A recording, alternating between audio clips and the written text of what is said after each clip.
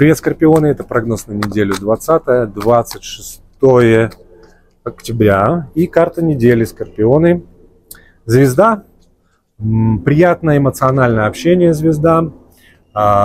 Приятное эмоциональное поглаживание. Может быть, появляется какое-то ощущение надежды, просветления.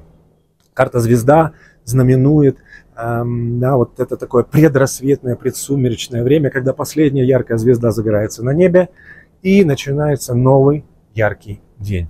Вот с чем связана надежда. Люди живут этим. Соответственно, может быть, в вашей душе будет хорошо. Вы почувствуете какой-то новый цикл и новое зарождение.